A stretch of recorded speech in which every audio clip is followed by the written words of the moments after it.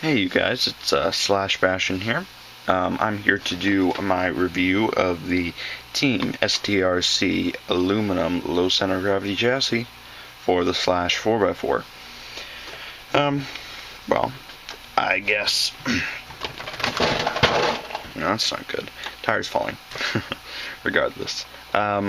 Well, here it is. You have the STRC aluminum chassis. It's an aftermarket chassis, obviously made by STRC. Very famous in the RC world, at least, aluminum company. Usually, typically regarded as a very high quality manufacturer of parts. So this chassis, first of all, it costs $100. It is a combination of a 4mm lower aluminum chassis plate with a few cutouts, as you can see in here and there. But for the most part, it's 4mm, and I believe it's a 2.5mm graphite or carbon fiber, interchangeable carbon fiber top plate. Obviously, the main feature of this chassis is that it's a low center of gravity as opposed to the stock Slash 4x4 high center of gravity chassis. That's definitely been probably the biggest flaw of the 4x4 ever since it was released. That ridiculously high center of gravity where you had the motor, battery, ESC, heavy electronics just way up there, higher than they needed to be. So regardless, you've got the chassis here. It mounts the motor right here to this specialized aluminum motor mount. It's very nice. The motor slides in and out when you loosen these two screws. Right, the motor can slide freely in and out to adjust the gear mesh right here. Right now, I have a spur gear, the slipper clutch, as opposed to the center differential. You have your motor right here, right? Very nice motor mount, by the way. It works really well. You have the screw down here, which you tighten down until you can't tighten it anymore. So you can take your motor out, and then when you push it back in and it stops moving, because it's hitting that screw, that your gear mesh is perfect. So you can work on your motor without having to, deal with the gear mesh again. Just put the motor right back in and tighten those two top screws down. That's a very nice feature. Right here you have the ESC, right? You have holes pre-drilled in the chassis, pre-drilled and threaded, so you can just bolt that ESC right back down. So no double-sided tape necessary there. Kind of a nice feature. Here you have the servo. Kind of interesting. It's mounted up. It's not actually flush with the chassis. It's mounted to these aluminum motor mounts, and each one of these mounts, one on either side of the servo, held in with two screws there. You have two screws to hold the servo in, actually, to the motor, to the mount itself. With the chassis, it's not much. Pretty much the chassis itself. You have the aluminum posts that hold up the graphite chassis, that hold the graphite top piece. You get the battery tray. Now let me show you the battery tray. Come on. Very, very dirty table. Alright, here you go. So basically the battery tray is composed of 3 aluminum pieces. You have that aluminum piece right there, and that one as well, and then there's one back there. You have a graphite or carbon fiber battery strap right here, and it's held in with 2 body clips, right? One post on either side of the battery. As far as the receiver goes, it's unfortunately mounted up on top of here, which I thought was kind of ironic considering this is a low center of gravity chassis. They go off mounting the ESC, which is pretty much highest point possible. But, understandable for space because this chassis is much thinner than the original chassis. Now, getting into my personal opinion about the chassis, it's just kind of the specs and how everything goes. Oh, also, there isn't an antenna mount for the antenna tube right here that comes with the stock ESC, ESC, gosh, the stock receiver, so, that's kind of jerry-rigged as it is right now. They do give you front sway bar mounts, as right here they screw into little aluminum pieces. Well, first of all, this thing looks amazing. You wouldn't even recognize the thing as a Slash 4x4 if you didn't know much about the truck, if you had never seen one. It's very, very nice looking, very professional. You know, the biggest pro of this chassis is that it's low center of gravity, and that is very much so what it is. You have the chassis, which is flush with the it bolts directly onto the bottom of the diff casing, right? So it's pretty much as low as you can reasonably expect, with the exception of that receiver up there. Everything else is mounted as low as it can possibly go. Probably the lowest center of gravity you will ever see on a Slash 4x4. Pretty impressive. It's very nice. It looks great. I have to say it's a great pride booster of the track. Kind of a show-offy thing, but you know, let's face it, a lot of people just like the look of this chassis, and that's the reason why they're getting it over the Traxxas low center of gravity one. Well, I guess I'll do the pros first. Well, like I said, obviously, low center of gravity chassis. The truck handles very well. It's very controllable. With the right tuning, you could really probably make this thing pretty competitive in a race. I really would not be surprised. Club level, you could probably do really well if you had some good driving skills. But yeah, like I said, low center of gravity, it's very, very nice. The truck is, well, it's a different car, really. You wouldn't even know it's a Slash 4x4. It handles so much better, much less body roll, and a lot. Just, you know, really the need for sway bars is greatly reduced when you switch to a chassis like this, because the weight isn't up there wagging around when you know, the centripetal force tries to pull it outwards as you go around a corner. It just handles much better. It flips a lot less. You know, it's funny, after I bought the chassis, I realized this thing's going to save Lexan body because the car, it doesn't end up on its hood as often. Also, when it does roll over, it doesn't tend to stay on its hood. It tends to roll back over onto its wheels because of that center of gravity. It's very, very nice. You know, it's great. I love the low center of gravity.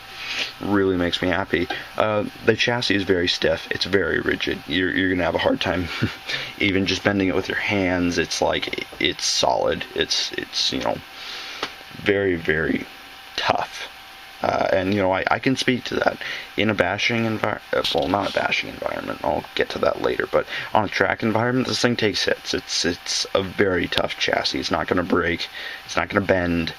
I've nosed it directly into landing ramps of jumps. It's a tough chassis, believe me. You're not going to have any durability issues with the chassis itself. I mean, this is 4mm thick aluminum. This is 8 scale buggy thickness. You know, it's the truck is perfectly fine with this chassis. It's very durable.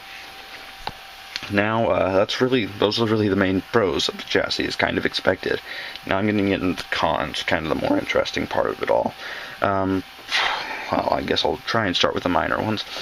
For one, I don't really like the front sway bar mount. It just doesn't seem to work as well as the stock one. If you look, right, I'll push up, and the other side of that isn't really, other wheel, as I compress, not really doing its job. That front wheel, as I compress this side, not really doing much. It does a little, but not much. Don't really like those mounts. As you can see, this is what it looks like when it's functioning properly. You know what? Either way. Yeah, you can see that it is moving up a little bit. You know, it's shaking. It's hard to see. But either way, you know, I just really don't like the front sway bar mount. Next problem. Battery tray. Battery tray. Not really a terribly good design, because for one, you've got one of two options. For one, you can stuff your balance lead under the carbon fiber top plate, but then the battery's going to be flipped and you've got your balance lead hanging right next to your spur gear, which I put it in that way the very first time I got my balance lead all chewed up in my spur gear. That wasn't good. Or you can mount it like this, which is where you have your main leads coming out from under the chassis, coming right out from under the carbon fiber top plate. Doesn't look like much of a problem, but it is. Think about it. Bullet pack. not going to happen. It doesn't fit. If you have bullet style or terminal style lipo packs, it's not going to happen. They don't fit. You're going to have to trim something out of the chassis.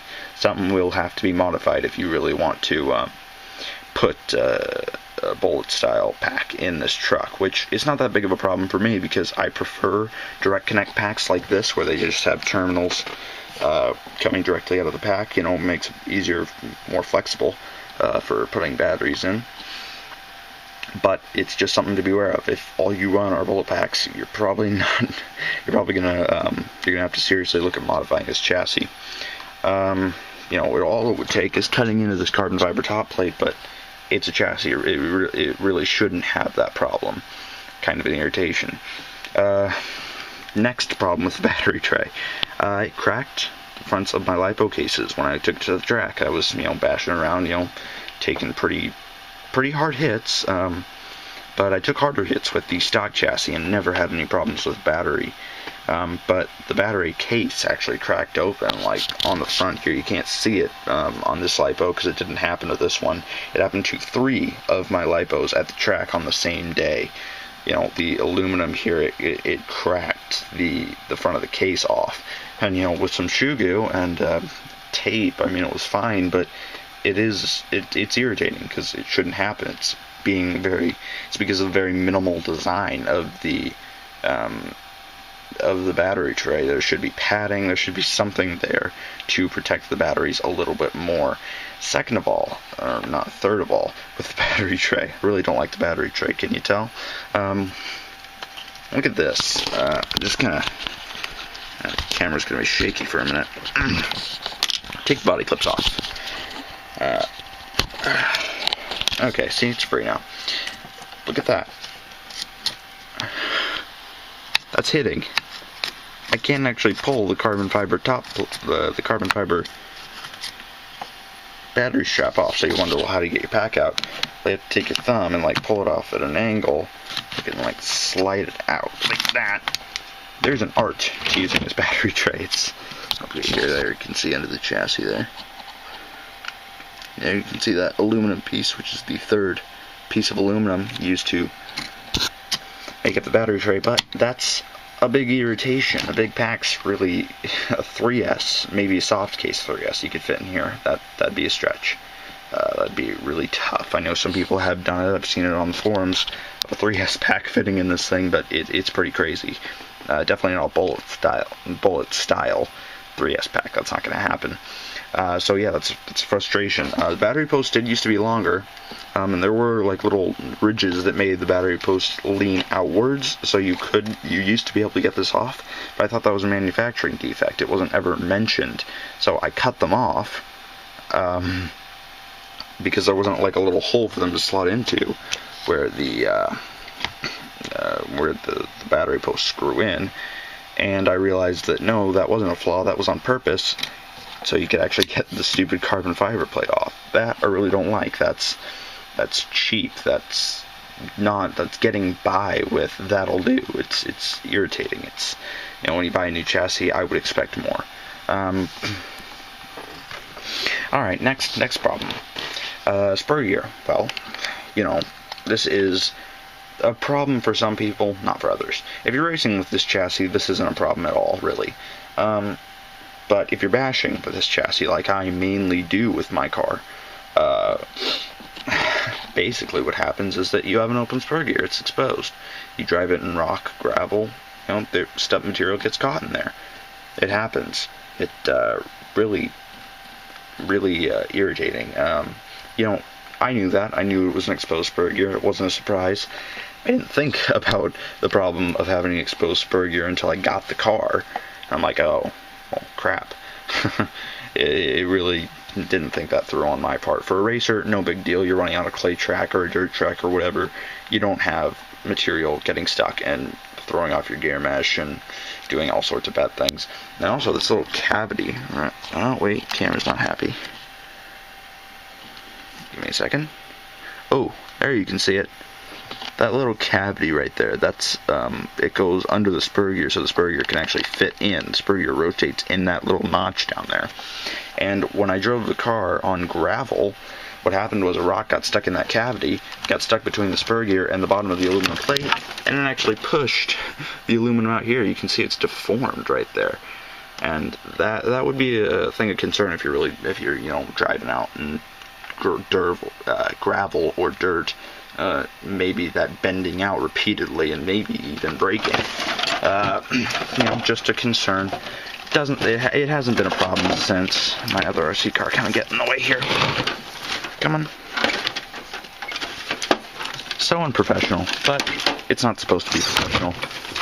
You know that. Broken RC car. Alright, so there's that. Also, the spur gear rubs on the back here. I don't know. When the spur gear is pushed all the way back, there's a good amount of play. You can see I can move that back. And that's just how it is. Right, that's so you can fit the center diff in there because it's wider or longer. So there's that play, and when it's moved fully back like this, it grinds against some, I don't know, makes a really weird noise. After a while it goes away because it grinds down the part that's touching the metal or whatever it's touching, I don't know. Alright, now on to probably my biggest complaint with this chassis, biggest irritation. The steering, right, the steering rack. You have your nice steering rack right there. Looks fine, looks all good. Well, when I very first got the chassis and I installed it, I tightened all these top screws down a decent amount. I had Loctited them in, these front ones included, and not all of them, right, there are spacers that are included to go in between here. They're little blue anodized aluminum pieces. But those spacers aren't tall enough, so the carbon fiber top piece ends up bending. It warps slightly, and that offsets these steering posts right in the steering bell crank, so they're caused a significant amount of binding in the steering. It's pretty bad. It was surprising to me, really irritating. The stock servo, well, the steering servo that I have, it's I think it's 180 ounce-inches of torque. Or, no, maybe it's not one. It's 160. Maybe it's 160. Either way, a decent amount of torque, not an underpowered servo for a four-wheel drive car. It's struggling just to push the car, just to push the steering bell cranks. Now I know that this isn't nearly as big of a problem with the stock plastic bell cranks that come with the car, but this is the STRC aluminum ones. These are the aluminum ones. And so that, I know it's definitely magnified by these. I don't know why. I don't know for whatever reason. You know, the bearings in there, they're perfectly fine. They're brand new, actually, when I very first had the binding problem. So definitely frustration there. I ended up having to loosen these screws, which causes this really loose front sway bar, right? These little aluminum pieces can move around quite a good bit, which kind of defeat the sway bar action a little bit, which is probably why I don't like those. But either way, you know, I had to loosen these screws and I had to Loctite them in. Just not tighten down all the way, and just finger tight would even cause binding. You know, a decent frustration there. Really not happy about that. Okay, so that's positive and negatives all there, all in one. Oh, wait, never mind. Last negative. Car is hard to work on if you're trying to access stuff like the bell cranks, stuff like the spur gear, the center spur gear. Maybe it's a center diff for you. Really a pain to access that stuff. You know, it's not very easy to get to. You know, keep in mind that even once you take apart your stuff, right, take apart, you know, the motor mount, take that off to get to the spur gear, take out like 12 screws to get to the spur gear, where a stock chassis it's only 4.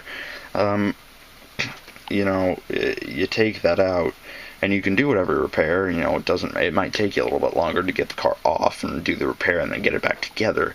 But then think about, well, it's aluminum, so you have to use Loctite, and Loctite takes time to dry. So you end up having a car that, even though it's back together, you can't run it because the screws will start to come out because it's aluminum. So you have to put the Loctite on there, and you have to wait for it to dry. So you could be out just for a simple spur gear strip, you know, where you have to replace the spur gear. You know, you could be out for a couple hours just waiting for the Loctite to dry. So that is a frustration for me. You know, as a basher, not a racer, it's definitely a bit of a frustration. Yeah, just, I don't know, don't like it much. Also, the electronics are cramped over here.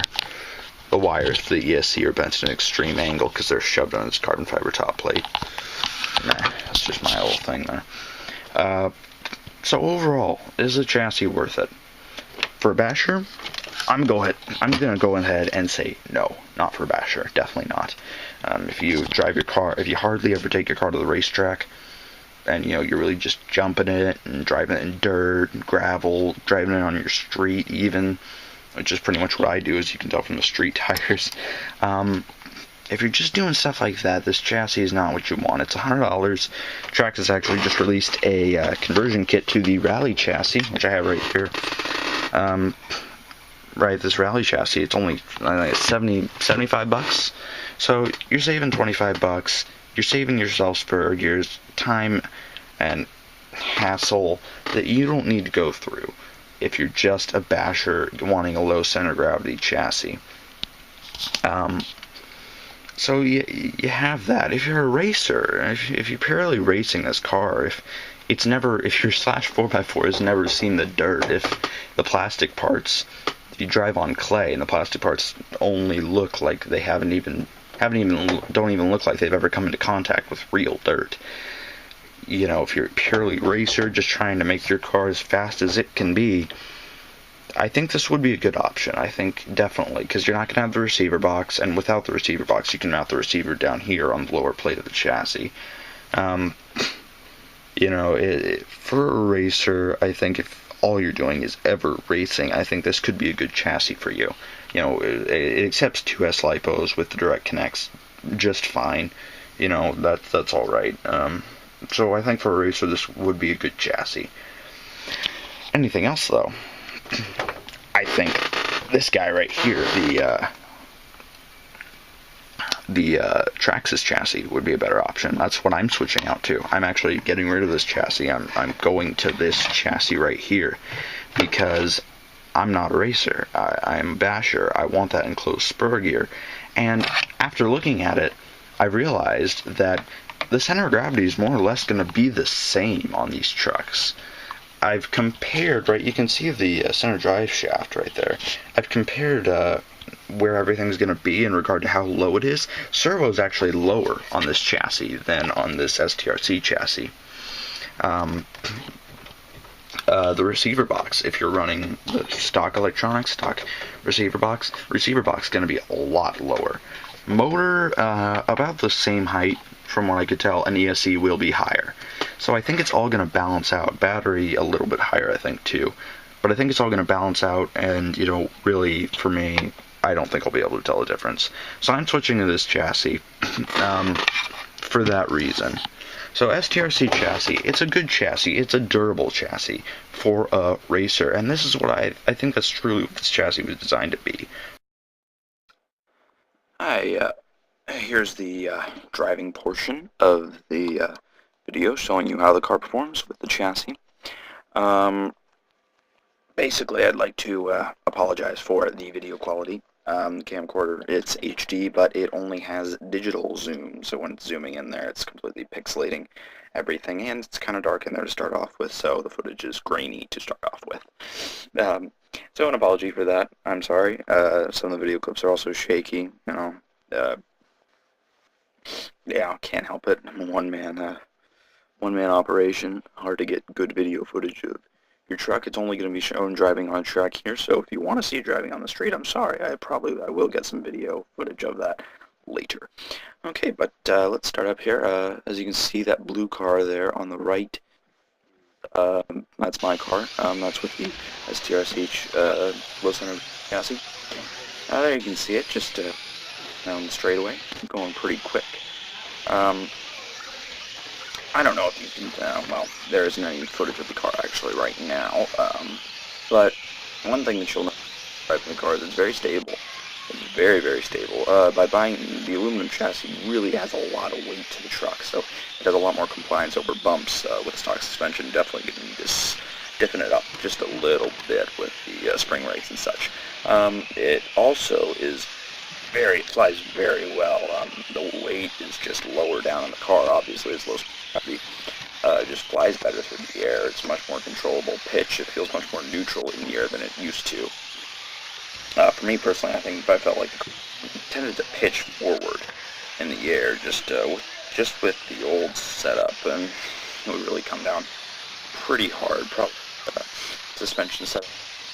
As you can see, it's going around corners very play tires all the way around the truck. It does not have a center diff. It's really just a slipper clutch. So the handling does even get better than this, but it's still able to sling around those corners at a pretty decent speed, with the exception of the fact that I'm a bad driver and probably make the chassis look a lot worse than it is. The car has a lot more turn-in. It definitely steers a lot better. Like I said, though, it doesn't have a center diff, so it even gets better than this. The steering does. Feels like it rotates around around the chassis just better, because the weight's all more compacted in one area with this chassis. Definitely low center of gravity chassis. It's also another thing is it's very heavy. It's a heavy chassis. You know, switching to the aluminum chassis definitely adds a good amount of weight to the truck. Definitely you can feel that. Oh, and also a note, it's running the stock brushless system, pretty much all stock electronics, except for a new high-tech servo, which isn't any faster than the stock one, but it's the high-tech waterproof ones. Still want to keep it basher-friendly for the rain. But yeah, it goes around a track very nicely. It feels like a totally different car. I suspect if you were an experienced driver, you would hardly be able to tell this apart from an SC10 or a low C10 SCTE, probably around the same weight as the 10 SCTE, given they're both aluminum chassis now. But yeah, it's really a great chassis, especially with the track handles really, really well. I really, really like it for driving around the track. It's a lot of fun, and it's tough. So, you know, there's the driving footage there. I really hope that was useful for you. I hope it allowed you to come to a better conclusion on whether or not you want to buy the chassis. Like I said, just to reiterate, definitely more of a racer's chassis. Not much of a basher around the track. It is very, very nice. I will, in the future, be doing a comparison of this chassis in comparison to the Traxxas low center of gravity chassis. See how those compare around a track and in a bashing environment. I also will have some footage of the car driving on, say, street, gravel, that sort of thing. I will upload those in the future. So thanks for watching. Like I said, hope you at least learned one thing from this review. And yeah,